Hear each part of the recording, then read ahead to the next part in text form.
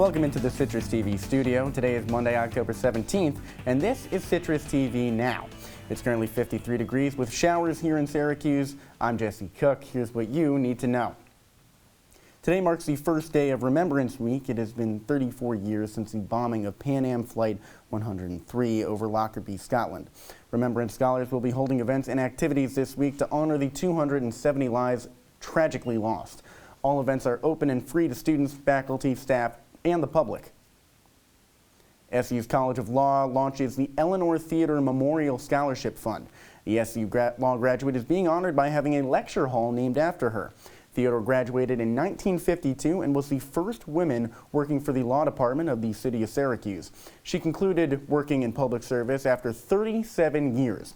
The Memorial Scholarship Fund will support dedicated and promising students. The sign for the fund was unveiled by the College of Law Women's Law Student Association Julie Yang. Peace Officer Academy recruits celebrate their graduation. The 8 new recruits from the Department of Public Safety at Syracuse University celebrated at Drumlin's Country Club. Jeremy Welling, a current DPS officer, celebrated his son Aiden joining the patrol. The father and son are the second family members working together in the force. All the new recruits are now on patrol in the Syracuse community. And former President Donald Trump endorses Lee Zeldin for the New York governor's race. Zeldin is running against incumbent Governor Kathy Hochul. She responded to Trump's endorsement in a tweet saying, quote, "Donald Trump just officially endorsed my opponent. Lee Zeldin has enabled and embraced the former president's extremism since day one."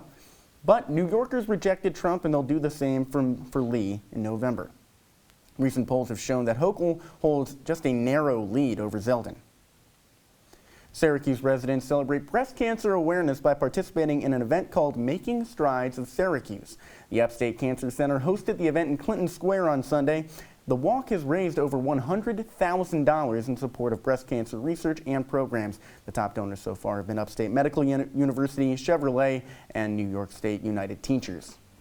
And coming up after the break, we have details on Kroger's purchase of the nationwide grocery store Albertsons.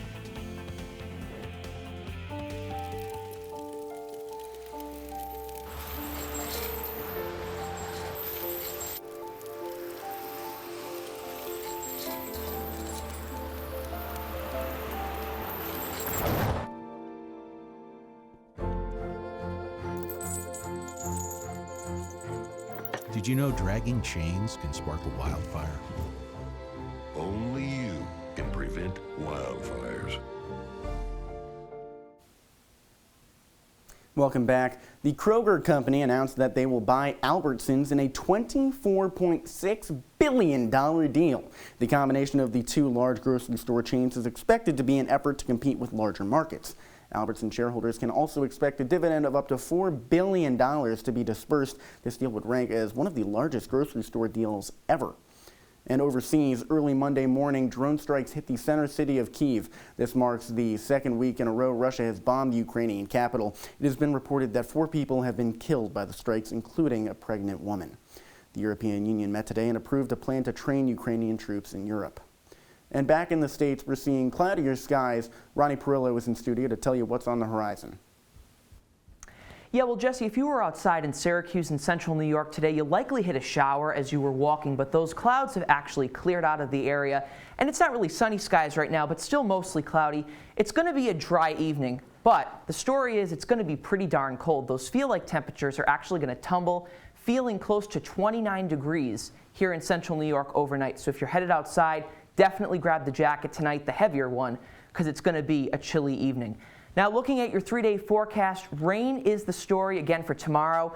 Those showers are going to blanket the area.